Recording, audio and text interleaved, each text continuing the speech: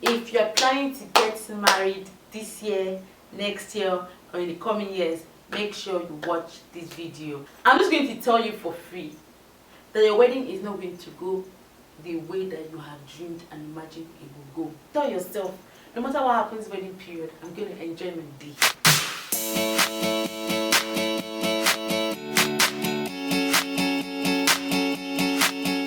Hi guys, welcome back to my channel. My name is Oreva. If this is your first time watching any of my videos, you're welcome. I am a lifestyle vlogger, and sometimes I sit down and we just talk and we just chat. Okay, yes, so welcome. Before you go any further, I hope that you subscribe. Today we're going to be talking about 7 things to note if you're planning your wedding. It's going to be informative, it's going to be juicy, it's going to be nice. I hope that you stick till the end with me. The first thing is, what kind of wedding do you want to have? When you think about a wedding, what do you want it to look like? What do you want it to feel like? What do you want it to be like? What is your top takeaway for the wedding? For my husband and I, we kept thinking that we just wanted our wedding to be an experience. That was the kind of wedding we wanted to have, more than the shenanigans. We wanted it to be a day we would look back at with fondness because of the experiences that we had. And so experience was really top on the list for us, and so we maintain that, right? Number 2, which follows right into it, is make a priority list. I cannot overstress this. Make a priority list, and this is important when you've done the first step. So now you know what kind of wedding you want to have, you know what you want it to look like. Now, what is priority to you? Because of the kind of wedding that we wanted to have, like I said, we wanted a wedding that was experience based. Top on our priority list was ambience, look and feel of the place, pictures and videos. Because for us, it was like, you're going to eat, you're going to dance, you're going to have everything, it's going to be nice. But what will actually stand the test of time in terms of the food you put out, everything that happens ends that day, but your pictures, your videos, they will last like a long time. So we prioritize pictures, prioritize videos.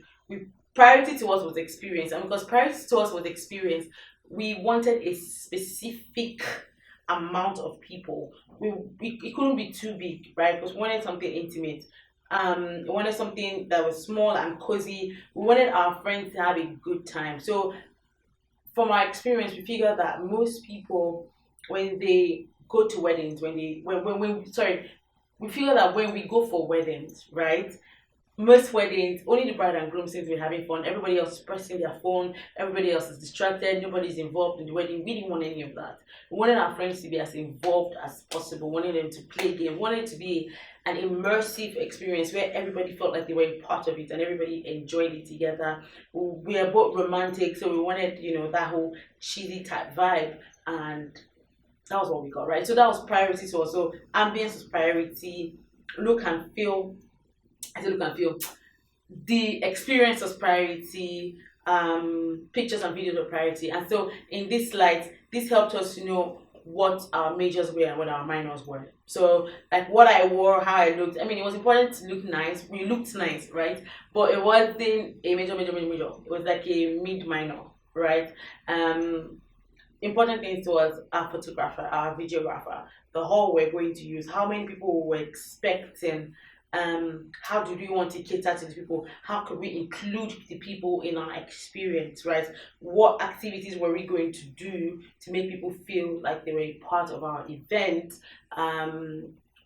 What things could we take away? What things could we put in to make sure that our priorities were seen through? Number 3 thing is make a budget, right? You don't want to go and do past your power. And people say this a lot, but it's true. Your wedding is just one day. You're going to marry for the rest of your life. You don't want to burn all your money planning a wedding, right? You don't want to burn all your money planning a wedding, and after the wedding you don't have money. So make a budget. How much are you willing to spend on this event? I remember my husband and I'm going to say that a lot, by the way. Anyway, I remember us say this is the amount we wanted to spend, and to be honest, we spent from our pocket about a little over the money, if I remember correctly, right? But it wasn't anything. We were very true to our budget. Anything that passed our power, we could not do. So it was like, this is our budget, this is how much we're willing to spend. And that helps you to see, now you figured out the kind of wedding you want to have. You figured out what your priorities are, and you have this budget. How much, give an estimate, because you don't know how much things are. Ask around, right? What can I get to fit in this budget at the best quality possible to give me my desired vision, right?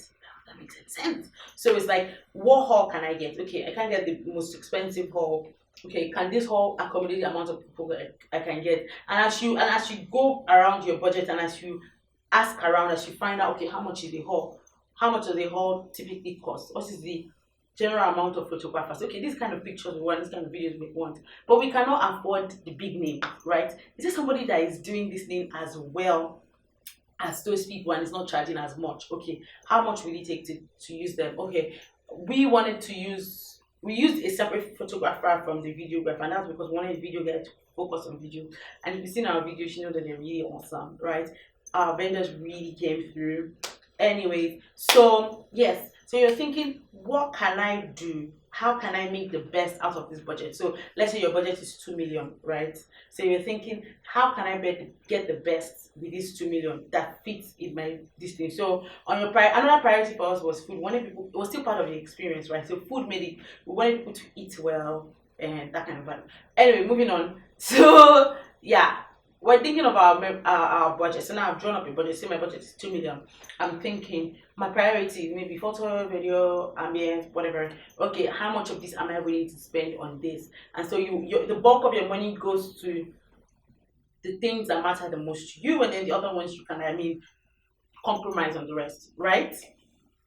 Number 4 thing is plan for your honeymoon.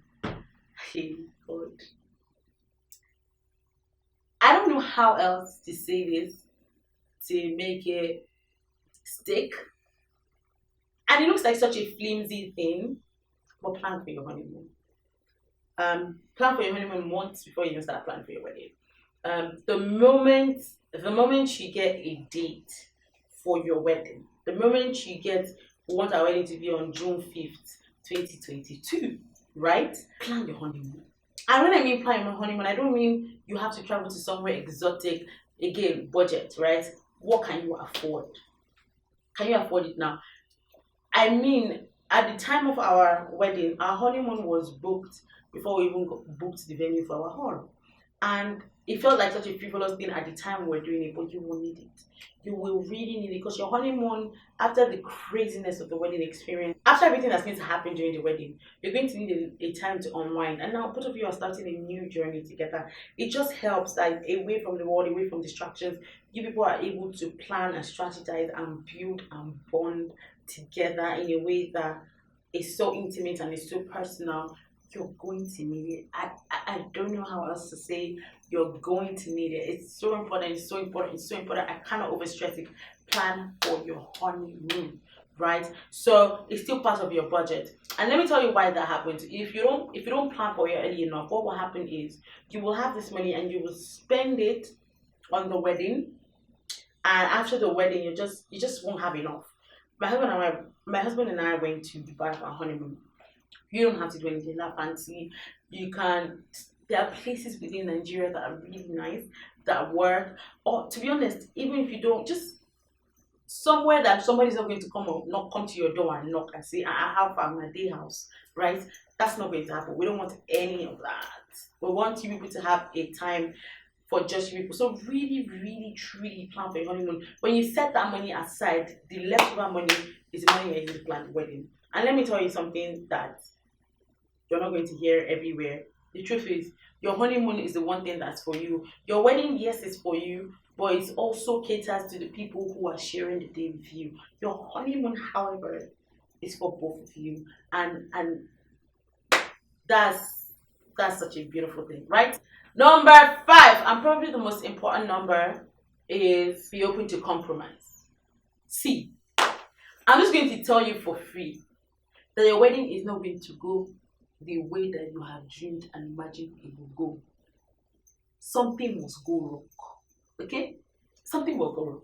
And this is not even like a prophecy of doom. It's the fact that as human beings, we can only plan to a certain extent. But the bulk of the day is not in your hands, right? You have vendors, you have family, you have people who will want certain things from you, and because it's out of your control, there is the tendency that things can go wrong. And this is why it's important. Like for me and my own wedding, I said to myself, I really do want to enjoy myself on my wedding day. And I think it's such a mindset to have, because now when I look at my wedding day, I mean, there are things that didn't go right, but I think about it, and I think about it with fondness in my heart because I truly enjoyed it, right? So I want you to set in your heart as you're listening to me. Let me give you an example. So remember how I said for our wedding, part of our priorities was we wanted a certain kind of reception, right? We wanted it to be a certain way. Now, I remember the first time we wanted a wedding of 200 people, but we told my parents we wanted a wedding of 150 people. And I remember the day we told them, it did not end well. My mom was screaming, she was shouting, she was like, it can't happen, this is never going to happen. And it felt like we were at war. But here's how we helped. And this is where compromise comes in. Compromise came in the sense that we said, okay, this is what is important to us. And everybody knew. Our reception, we said no matter what, we will not budge, we will not compromise. As I was saying, your wedding is about you and your partner, but it's almost unrealistic for you to say that, oh, it's my partner and I, and everybody else can go and die. There has to be some form of compromise. And so say, okay, you want a traditional wedding, let's do it big, right? That's on you. You plan that. And so when it got to the time of our reception, and we said, this is what we want, 150 people alone, and we're sticking with this, it was easy for them to compromise in that sense, because I mean, they had seen that time and time again we had compromised on other things. And that's why it's important that you make your priority list in the beginning, because it helps you when it comes to time to compromise, right? So we knew the things we're absolutely going to compromise on and things that we're not going to compromise on, right? We're not going to compromise on pictures, on videos, on experience, on not just for other people like us. We really wanted to enjoy our wedding. I say wedding, our wedding. We wanted to really, really, truly enjoy our event, and so that was important to us. And so because we had a priority list, we knew the things that were negotiable and things that were not negotiable, and we knew what to compromise on and what to not compromise on, which brings me to my next point, number 6.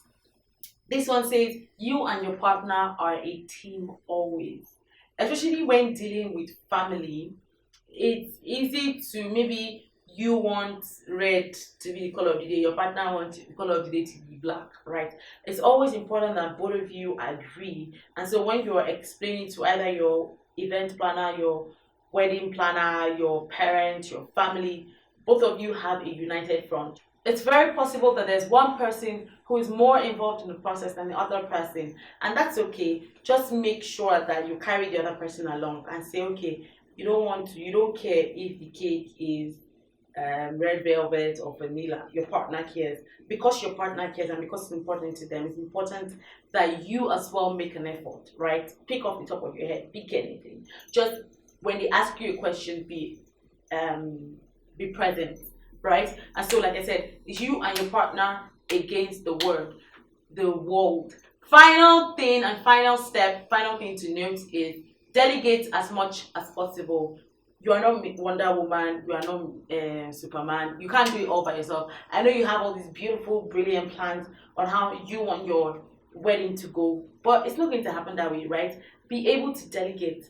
Get a wedding planner if you can afford one. If you cannot, you have family, you have friends. Tell them, please, can you help me with this? Please do this for me. Because here's what happens, and that's one of the things I don't think that I wanted during my wedding.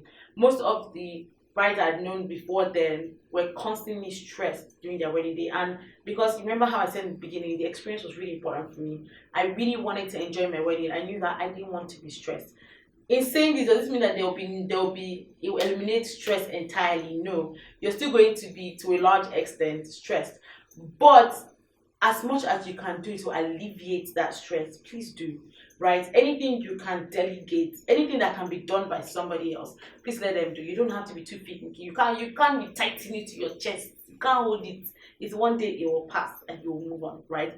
Be able to say, please help me with this, please help me with that, and delegate and have other people help you through your wedding period. Most importantly, I hope that you really truly enjoy your day. I hope that you're present during the day, you're not overthinking. If things do go wrong, which they will, I hope that you find presence of mind to enjoy your day regardless. Tell yourself, no matter what happens wedding period, I'm going to enjoy my day. That's the mantra. Okay, all right, I hope you guys enjoyed this video. If you enjoyed this video, please leave a comment. Don't forget to like the video. It really does help me know that these are the kind of videos you like, and I will do more of this going forward. Leave a comment if you've gotten to this point actually and you have not subscribed to my channel. Why this, right? Why this? Please fix up. I'm joking. Please subscribe to my channel. Subscribe, like, you know the work. Share to everybody that you know that you love. I love you guys. See you next time.